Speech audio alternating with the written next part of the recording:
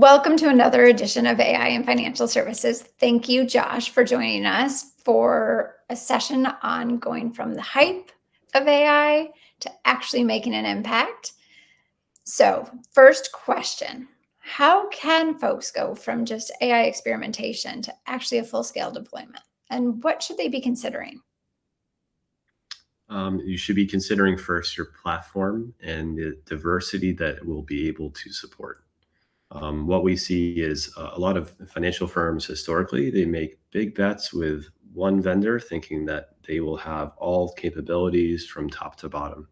But most of us are wise and know that the chips and infrastructure you deploy on, the software stack that defines the platform that you're going to run, and that all the capabilities for everything from the observability to running models, the integrations with agents or running those agents and iterating on those is going to change over time. And if we look at the world of AI, this is moving so fast that it seems like every day there's a new announcement and something that like I need to base everything I'm doing on that new capability. So what is going to be stable in all of that? And we believe Red Hat is that foundational provider that provides stability so that you have optionality and choice over time, not just for all your AI solutions, but for the various capabilities and diversity of use cases and ways you're going to build your solutions will change over time, as well as the chips you might purchase today or tomorrow too. I've been through quite a few new technologies coming out and working with clients across industries. One of the things we've often seen, especially with newer technologies, is that folks try to decide, do we DIY it? Should we buy something pre-built? Should we just go with other partners? How should folks think through that? And what factors should help them decide? Absolutely. So your mention of DIY, should we build all this stuff ourselves? I have the pleasure and the opportunity to work with some of the people doing the hardest work in this space, which is optimizing how you can basically run models and get the most out of GPUs. So when we talk with those people, they're a rare breed of someone who can understand how you optimize not just for NVIDIA chips, but the AMD chips or new chips that are coming into market like Cerebras, which is more RAM oriented as well. So I think that doing a DIY is great for your intellectual curiosity to really understand how these things work at first. And that's what we saw in 2024. In 2025, people are really thinking about how are we going to build the partnerships to build the infrastructure and the full stack of capabilities. Which open source communities and vendors are going to feed into that and be most trustworthy to provide that foundation. And of course, I believe that Red Hat is that most trustworthy foundation. And we are working across basically a huge ecosystem of technologies beneath our platform as well as on top of our platform so that you can get the latest and greatest optimized capabilities to run your AI solutions on top of. As folks are looking at what platforms to run their solutions on top of, it's not just a technological challenge, right? It's an organizational challenge. Mhm. What are some of those barriers from an organizational perspective that folks really need to be thinking about as they explore AI?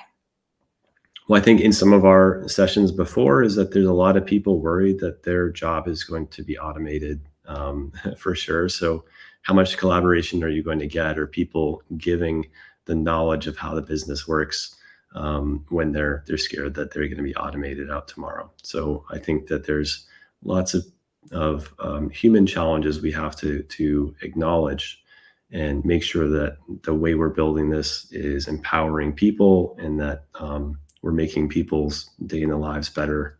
Again, reducing their toil that they have day to day, so that we're putting, basically your standard operating procedures in a way that the system can run it, so that the people focused in using AI are continuing to make your standard operating better, more personalized, more efficient overall. Let's talk about measurements of success. In every big project, there are KPIs. What are some good KPIs you've seen in different financial firms using to measure their success in AI? Well, that's a lot of different lenses to put on to that as well, right? So there's the chief data and AI officers metrics, there's the CFO's metrics, and those are going to be everything from the business metrics that you're driving. I think that we hear a lot about the accuracy of the results that are given. Of course, those are going to vary per use case. So I'd almost say that you need to focus first on observability of defining all those metrics for the use case you're trying to define for your division and otherwise. Most of those are going to include the platform level metrics of things like what's the time to the first token, how many tokens are used for every request that are made, what's the throughput that's used, how are we efficiently reusing those GPUs as we have more diverse use cases. There's so many metrics that Red Hat can provide at the platform level that will inform how the business metrics that you are going to add instrumentation for are impacted or are being improved by your platform approach as well. Let's finish off this session with emerging trends. What's coming? What should people expect? I think everyone is talking about agentic AI, right? So we're already seeing this with things like coding bots, where you kind of just describe what you're intending to build, and then there's a bot going out and continuing to build and commit code and otherwise. They call it vibe coding, but that very same process can exist in a business context and not just a coding context.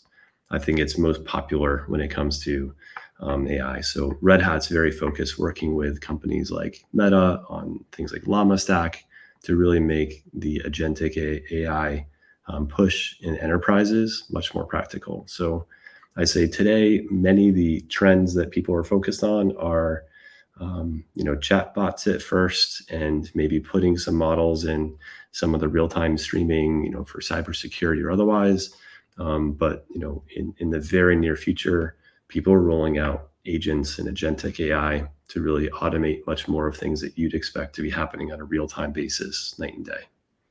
Great. Well, thank you, Josh, for joining me. Thank you all for watching. We've got a variety of sessions in this series, so please keep your eyes out for those. We look forward to seeing you on a future edition. Thanks again. Thank you.